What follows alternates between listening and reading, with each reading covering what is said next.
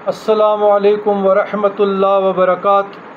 اللہم صلی علی سیدنا محمد وعلی آل سیدنا محمد مبارک وسلم۔ عزیزان گرامی، بہت احباب، دوست، مریدین، متقدین، ہدایات کے لیے تو مشورہ بڑا صاحب تھا، اچھا تھا، میں نے کہا چلو اس پر کیوں نہیں، مراقبات سے پہلے تعلیم ہونی چاہیے تاکہ دوست احباب کو آگاہی بھی ہوئے۔ بعض لوگ کمنٹ کرتے ہیں تو میرے دوستوں، میرے بھائیوں، میں تو ہمیشہ نظر انداز کرتا ہوں، ہم الحمدللہ اللہ تبارک و تعالیٰ نے مالا مال کیا ہے اور فراخ رزق عطا کیا ہے، لیکن یہ سوشل میڈیا پر بھی میں ویڈیو ایک دو کروں گا کہ ہم خیر کے لیے کیوں استعمال نہ کریں۔ ہم تو ابھی رمضان سے کچھ دن پہلے میں سوشل میڈیا پہ آیا ہوں، لیکن اس کا بڑا فائدہ ہو گیا عوام الناس کو بھی اور میرے دوست احباب کو بھی، مریدین اور متقدین کو بھی۔ تو اس کو ذریعہ معاش سے جوڑنا، یوٹیوبر سے جوڑنا، جہاں لوگ گناہوں کے کام میں مبتلا ہیں، بیہودہ کے لیے، آخرت بربادی کے لیے استعمال کرتے ہیں، تو وہاں آپ لوگ چپ ہیں۔ جہاں دین کے لیے استعمال ہو رہا ہے، جہاں امر بالمعروف و نہی عن المنکر کے لیے استعمال ہو رہا ہے، تو وہاں آپ کمنٹ کرتے ہیں۔ تو یہ کمنٹ فی قلوبہم مرض فزادہم اللہ مرضا، یا آپ لوگوں کے قلوب میں مرض ہے، اور مرض ہے منافقت کا۔ تو ختم اللہ علی قلوبہم وعلی سمعہم وعلی ابصارہم غشاوہ، آپ لا یعقلون ہے، لا یرجعون ہے، لا یفقہون ہے، لا یتکلمون ہے، لا یسمعون ہے، لا یبصرون ہے، لا یمکرون ہے۔ تو مہربانی کر کے سوچ کو پاکیزہ رکھے، بدگمانی سے بچے، تحقیق سے کام لے، تحقیق سے کام لے۔ اب ہم عمر کے اس حصے میں ہیں تو 40 سال تک تو کوئی سوشل میڈیا پہ ہم نہیں تھے، تو کیا یہ جو نظام چلتا رہا، خانقاہ چلتا رہا اور ہمارے معمولات زندگی پر کوئی اثر نہیں پڑا، تو اس وقت یہ کیا سوشل میڈیا سے پیسے آ رہے تھے؟ فیس بک پہ کتنی سائٹیں ہمارے بنی ہیں، ہزاروں فالوور ہیں، اب مجھے معلوم بھی نہیں ہے۔ اس طرح انسٹاگرام پہ ہے، میسنجر پہ ہیں، دینی گروپ بنے ہوئے ہیں۔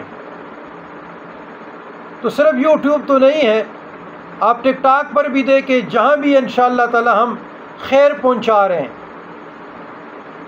تو سالکین طریقت کے لیے صبح دنیا کا دندہ شروع کرنے سے پہلے غور کرو کہ آج کسی کام میں کوئی بات اللہ اور اللہ کے رسول صلی اللہ علیہ وسلم کے خلاف تو نہیں، شریعت کے خلاف تو نہیں، بزرگان دین کی تعلیمات کے خلاف تو نہیں۔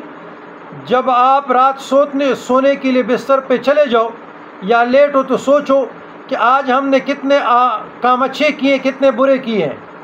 تو جہاں پر آپ نے اچھے کام کیے اس پہ اللہ کا شکر ادا کریں، جہاں پر آپ سے بھول چوک یا اسراف ہوا ہے تو وہاں پہ کمی بیشی ہوئی توبہ کرو، اور آئندہ گناہوں سے بچنے کی کمی بیشی سے اللہ کے ساتھ عہد کرو، اور 3 مرتبہ استغفار پڑھو۔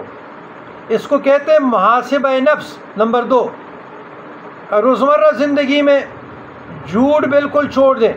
نمبر 3، جھوٹ اور اختلاف کی باتوں سے علیحدہ رہو۔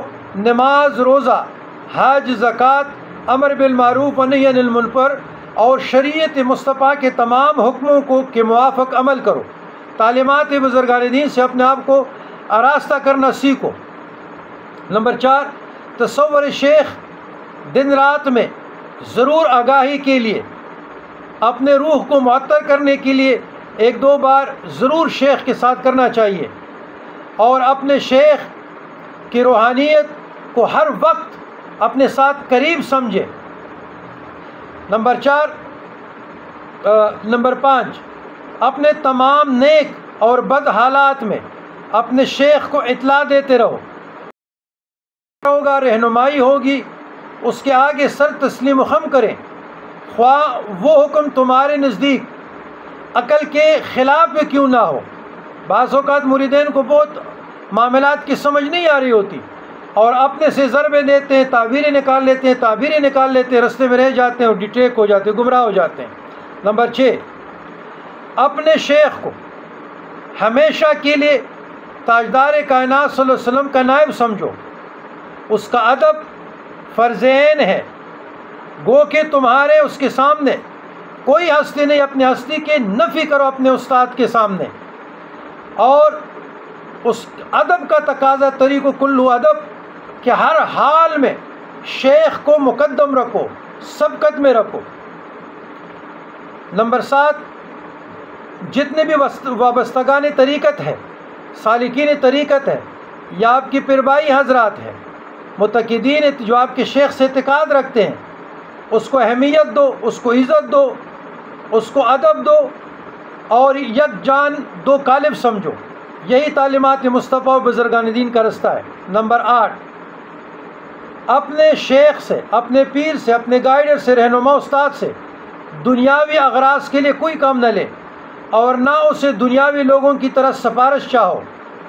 اس شیخ کا کام ہے دعا کرنا، شیخ کا کام ہے رہنمائی کرنا، اچھا مشورہ دینا، جو بھی آپ کی مشکلات، تکالیف، حاجات کے لیے تجویز کرے اس پہ عمل کرے، اور اس کی مثال اسم اعظم کی ہوتی ہے، اور صدق دل سے، یقینی کامل سے انشاءاللہ آپ کو چار چاند لگے گا۔ نمبر 8، نمبر 9، جو سالک بیت ہونے کے بعد عابد، سچے اور نیک بن جاتے ہیں، یا نیک بن جاؤ، اگر نہیں بنے تمہارا انجام کار بھی خیر ہوگا، خیر و برکت والا ہوگا، کامیابی اور کامرانی تمہاری مقدر چومے گی، اور آپ کے ذریعے سے، آپ کے وسیلے سے تمہارے اکابرین کے، مشائخ کے، استادوں کے نام بھی روشن ہوں گے، کیونکہ آپ ان کے لیے صدقہ جاریہ ہے۔ اگر بالفرض سالکین طریقت کے نام سے، اعمال سے، تمہارے اعمال سے کوئی دبا آپ کے بڑوں پہ لگے، بزرگ استادوں پہ لگے، تو استغفار کرو، اپنے نالائکی کا اعتراف کرو۔ القاسم حبیب اللہ محنتی، اللہ کا دوست ہے، محنت کرو، روزی کماؤ، جھوٹ، دغابازی، فراڈ، دھوکے سے، دوسروں کے مال سے، حرص سے، امید سے اپنے آپ کو بچا لو، فارغ ہو کر وقت ضائع نہ کرے، ذکر اللہ میں رہیں، والدین کریمین، رشتہ دار، اعزاء، ہمسایہ، آپ کی بیوی، بچے، ان کا حق آپ پہ فرض عین ہے، ادا کرنے کی کوشش کرتے رہو۔ نمبر 10، دنیا چھوڑنے اور خالی پیٹ رہنے کا ارادہ بھی گناہ ہے۔ جب تک زندگی ہے ہاتھ پاؤں سے محنت، اپنا اور بندوں کا کام کیا کرو، اصلاح نفس، اصلاح معاشرہ بھی کرو۔ الدنیا حضرتن حلویتن، دنیا سرسبز و شاداب بھی ہے، اتنی بری بھی نہیں ہے جو بعض لوگوں نے برا سمجھا ہے۔ نمبر 11، وہم اور شک کو چھوڑ دو، اسلام صاف اور آسان دین ہے، تعلیمات بزرگان دین سے اپنے آپ کو ہر وقت آراستہ کرنے کی کوشش کرو۔